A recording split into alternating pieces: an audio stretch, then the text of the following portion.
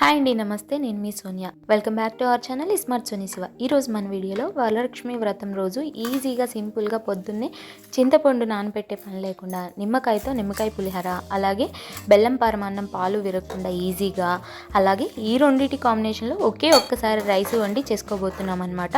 2-3 సార్లు రైస్ వండకుండా పొంగల్కి సపరేట్గా, నిమ్మకాయ పులిహోరకి సపరేట్గా కాకుండా ఒక కుక్కర్లో రైస్ వండేసి మనం చేసుకోబోతున్నాం. సో ఈజీగా బిగినర్స్ అయినా చేసుకునే విధంగా చూపించబోతున్నాను. చాలా ఈజీగా 10 నుంచి 15 నిమిషాల్లో అయిపోతుంది ఈ ప్రాసెస్ మొత్తం. ముందుగా నిమ్మకాయ పులిహోరని ఎలా చేసుకోవాలో చూసేద్దాం. ఇప్పుడు ఒక కుక్కర్ గిన్నె తీసుకొని అందులోకి ఏదైనా ఒక గ్లాస్ కొలతతో ఒక గ్లాస్ బియ్యాన్ని తీసుకోండి. నేను ఇక్కడ సోనా మసూరి బియ్యాన్ని తీసుకున్నాను. నేను ఇక్కడ ఒక గ్లాస్ చేస్తున్నాను కదా, మీరు తగ్గించుకోవచ్చు, ఎక్కువ చేసుకోవచ్చు. నేను నిమ్మకాయ పులిహోరకి అలాగే బెల్లం పరమాన్నానికి రెండింటికి కలిపి ఒక గ్లాస్ తీసుకున్నాను అనమాట. ఇప్పుడు ఈ బియ్యాన్ని శుభ్రంగా వాష్ చేసుకోవాలి 2-3 సార్లు. వాష్ చేసుకున్న తర్వాత ఇప్పుడు ఇందులోకి ఒక 2 గ్లాసుల దాకా వాటర్ వేసేసుకోండి. అంతకన్నా ఎక్కువ వేయద్దు, ఎందుకంటే మనకి పులిహోర కొంచెం పొడి పొడిగా రావాలి కదా. సో 2 గ్లాసులు వాటర్ వేసుకొని దీంట్లో ఎలాంటి ఉప్పు కానీ ఆయిల్ కానీ వేయద్దు. మనం పొంగలికి కూడా ఈ రైస్ యూస్ చేస్తాం కాబట్టి. ఇప్పుడు ప్రెషర్ కుక్కర్ మూత పెట్టేసుకొని స్టవ్ మీద ఈ కుక్కర్ గిన్నెని పెట్టేసుకొని మీడియం ఫ్లేమ్లో ఒక 2 నుంచి 3 విజిల్స్ రానిచ్చుకోండి. నేనైతే 3 విజిల్స్ రానిచ్చాను. ఇవి విజిల్స్ వచ్చేలోపు మనం పక్కన ఇంకొక బర్నర్ మీద స్టవ్ ఆన్ చేసుకొని బాండి గిన్నె పెట్టుకొని అందులోకి 2 టేబుల్ స్పూన్ల ఆయిల్ వేసేసుకోండి. ఆయిల్ కొంచెం హీట్ అయిన తర్వాత ఇందులోకి 1/2 టీ స్పూన్ జీలకర్ర, 1/2 టీ స్పూన్ ఆవాలు, అలాగే 1 టీ స్పూన్ దాకా శనగపప్పు, ఒక 2 ఎండుమిరపకాయలను తుంచుకొని వేసుకొని ఇప్పుడు ఇందులోకి 2 టేబుల్ స్పూన్ల దాకా పల్లీలను కూడా వేసుకొని వీటిని ఇలా కొంచెం ఫ్రై చేసుకోవాలి. ఇలా కొంచెం ఫ్రై అయిన తర్వాత ఇందులోకి ఒక 10 నుంచి 15 దాకా జీడిపప్పు పలుకులను వేసుకోండి. ఇవి కంప్లీట్గా ఆప్షనల్ అనమాట. ఇప్పుడు ఇందులోకి సన్నగా కట్ చేసుకున్న పచ్చిమిర్చిని ఒక 2 వేసుకోండి. ఇవన్నీ వేసుకున్న తర్వాత వీటిని మీడియం టు సిమ్లో అడ్జస్ట్ చేసుకుంటూ చక్కగా గోల్డెన్ బ్రౌన్ కలర్ వచ్చేంత వరకు ఫ్రై చేసుకోవాలి. ఇలా ఫ్రై అయిపోయిన తర్వాత స్టవ్ ఆఫ్ చేసి ఇప్పుడు ఇంగువ వేసుకోండి. ఒక 1/2 టీ స్పూన్ దాకా ఇంగువ వేసుకున్న తర్వాత ఇప్పుడు 2 రెమ్మల దాకా కరివేపాకును కూడా వేసుకొని ఫ్రై చేసుకోండి. మనం ఆల్రెడీ పోపు అనేది హీట్లో ఉంటుంది కాబట్టి కరివేపాకు కానీ ఇంగువ కానీ స్టవ్ ఆఫ్ చేసినట్టు వేసుకుంటే మన మీదకు చెందుకుంటుంటే అలాగే అవి చక్కగా ఫ్రై అయిపోతాయి. ఇలా ఫ్రై అయిపోయిన తర్వాత ఇప్పుడు ఈ పోపుని తీసేసి పక్కన పెట్టుకోండి. ఈలోపు మనకి కుక్కర్ విజిల్స్ వచ్చేసి చక్కగా ప్రెజర్ అంతా పోయిందనమాట. న్యాచురల్గా పోయిన తర్వాత చూపిస్తున్నాను చూడండి. రైస్ అనేది చక్కగా పొడి పొడిగా ఉడికిపోయింది కదా, చూడండి. ఇలా పొడి పొడిగా ఉడికిపోయిన రైస్ని ఒకసారి అంతా బాగా కలిసే విధంగా కలిపేసుకొని ఇప్పుడు దీన్ని 2 పార్టీషన్స్ చేసుకోవాలి. పులిహోరకి ఒక సగం పార్ట్ తీసేసుకొని మిగతా సగం అనేది మనం పొంగల్కి యూజ్ చేసుకుంటాం. ఇప్పుడు ఈ రైస్లో ఉంచి ఒక హాఫ్ రైస్ని మనం ఒక బౌల్లోకి తీసేసుకోవాలి పులిహోర చేసుకోవడం కోసం. నిమ్మకాయ పులిహోరకి ఇలా సగం రైస్ని తీసుకున్న తర్వాత ఇదిగో కుక్కర్లో మిగిలిన సగం రైస్ ఉంది కదా, ఇప్పుడు ఈ కుక్కర్ గిన్నెని పక్కన పెట్టేసుకోండి. మనం లెమన్ రైస్లోకి రైస్ తీసుకున్నాం కదా, ఇప్పుడు ఇందులోకి ఒక 1/2 నుంచి 1/2 టీ స్పూన్ దాకా పసుపు, అలాగే మనం ముందుగా ఫ్రై చేసి పెట్టుకున్న తాలింపును కూడా వేసేసుకోండి. వేసేసుకున్న తర్వాత ఈ తాలింపు పసుపు అన్నంలో చక్కగా కలిసే విధంగా ఒక గరిటె తీసుకుని చక్కగా కలిపేసుకోండి. నిమ్మకాయ పులిహోర చేసేటప్పుడు నిమ్మకాయ రసం ఎప్పుడైనా సరే లాస్ట్లో అన్నం కంప్లీట్గా చల్లారిపోయిన తర్వాతే వేసుకోవాలి. లేకపోతే అన్నం వేడిగా ఉన్నప్పుడు వేసేస్తే చేదు వచ్చేస్తుంది అనమాట. ఈ టిప్ గుర్తుపెట్టుకోండి బిగినర్స్. చూడండి చక్కగా ఇలా మొత్తం కలిసే విధంగా కలుపుకున్న తర్వాత ఇప్పుడు ఒక 1/2 టీ స్పూన్ దాకా ఉప్పు వేసుకున్నాను. నేను తీసుకున్న క్వాంటిటీకి ఉప్పు అనేది కరెక్ట్గా సరిపోయిందనమాట. సో ఇప్పుడు ఇందులోకి ఒక 1 టేబుల్ స్పూన్ దాకా నేను ఇక్కడ క్యారెట్ తురుమును వేసుకుంటున్నాను. ఇది కూడా కంప్లీట్గా ఆప్షనల్ అండి, వేసుకుంటే టేస్ట్ బాగుంటుంది. అలాగే సన్నగా కట్ చేసుకున్న కొత్తిమీరను కూడా ఒక 1 టీ స్పూన్ దాకా వేసేసుకొని మళ్ళీ ఒకసారి అంతా బాగా కలిసే విధంగా కలిపేసుకోండి. ఈలోపు మనకి అన్నం మొత్తం కంప్లీట్గా చల్లారిపోతుంది అనమాట.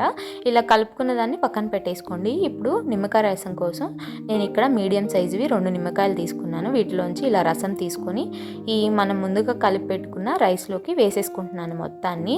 నేను తీసుకున్న క్వాంటిటీకి ఆ సైజు నిమ్మకాయలు చక్కగా పులుపు చక్కగా సరిపోయిందనమాట. మీరు తీసుకున్నవి పెద్దవి అయితే ఒకటి తీసుకోండి, లేదా చిన్నవి అయితే ఇంకొకటి ఎక్స్ట్రా యాడ్ చేసుకోండి, సరిపోతుంది. నిమ్మకాయ రసం వేసుకున్న తర్వాత అంతా బాగా కలిసే విధంగా కలిపేసుకొని అమ్మవారికి నైవేద్యంగా పెట్టడమే. ప్రసాదం అయితే రెడీ అయిపోయింది. ఇప్పుడు ఈ బౌల్ని పక్కన పెట్టేసుకొని బెల్లం పరమాన్నాన్ని ఎలా చేసుకోవాలో చూపించబోతున్నాను. ఇక్కడ చిన్న చిన్న టిప్స్తో పాలు విరిగిపోకుండా ఎలా చేసుకోవాలో కూడా చెప్తాను.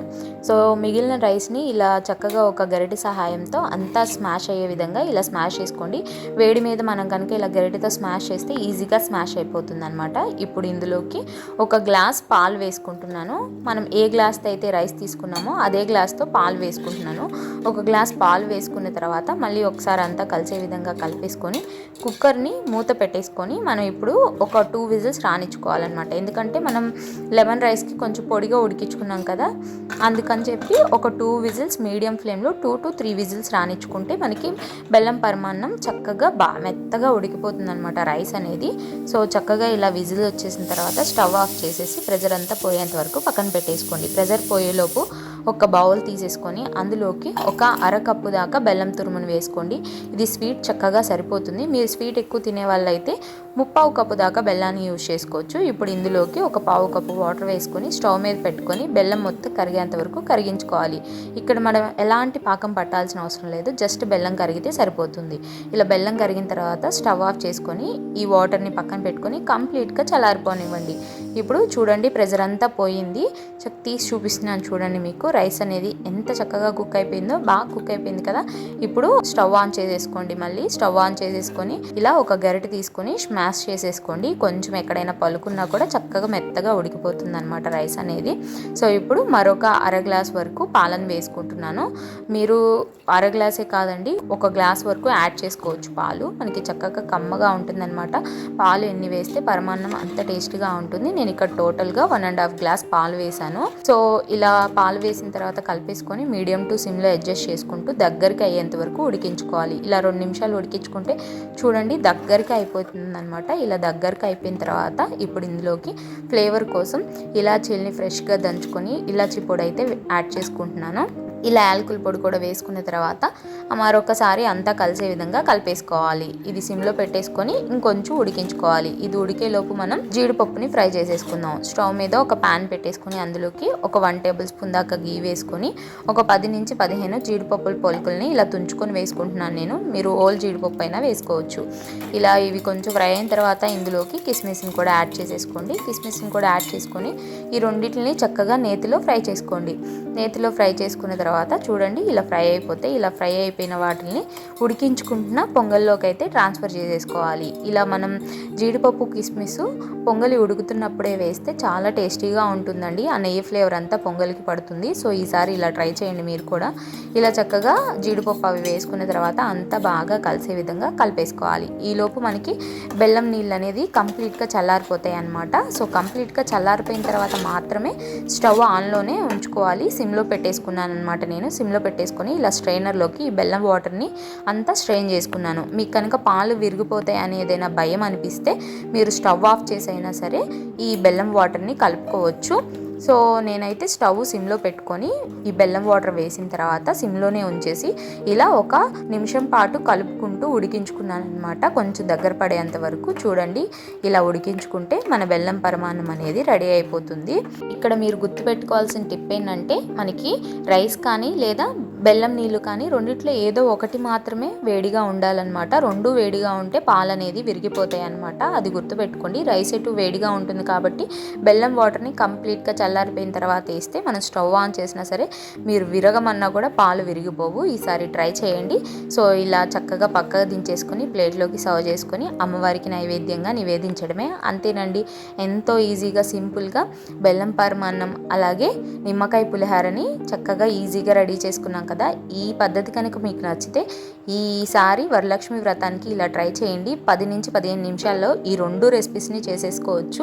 చాలా ఈజీగా అయిపోతాయి. ఇంకా ఇలాంటి రెసిపీస్ కావాలంటే నాకు కామెంట్ చేయండి, నేను తప్పకుండా పోస్ట్ చేస్తాను. పూర్ణం బూరెలు అలాగే గారెలు ఇంకా ఎన్నో ప్రసాదం రెసిపీస్ మన ఛానల్లో ఉన్నాయి. వాటన్నిటి లింక్స్ డిస్క్రిప్షన్లో ఇస్తాను, ఒకసారి చెక్ చేసేయండి. అలాగే ఈ పద్ధతి కనుక మీకు నచ్చిందో లేదో కూడా కామెంట్ చేసేయండి. అసలు పరమాన్నం ఈ పద్ధతిలో చేసుకొని తింటే నోట్లో అలా జారిపోతుంది, అంత బాగుంది. నిమ్మకాయ పులిహోర కూడా అద్దరిపోతుంది అనమాట. తప్పకుండా ట్రై చేసి ఎలా వచ్చిందో నాకు కామెంట్ చేయడం అస్సలు మర్చిపోద్దు. వీడియో నచ్చితే లైక్ చేయండి, మీ ఫ్రెండ్స్ అండ్ ఫ్యామిలీ రిలేటివ్స్కి షేర్ చేయండి. ఇంకా ఇలాంటి ఈజీ హ్యాక్ రెసిపీస్ కోసం smart Soni Siva channel subscribe చేయండి. ఈ వీడియో అయితే మరొక మంచి వీడియోతో మళ్ళీ మీ ముందుకు వచ్చేస్తా. అంతవరకు సెలవు, బాయ్ బంగారు కొండలు.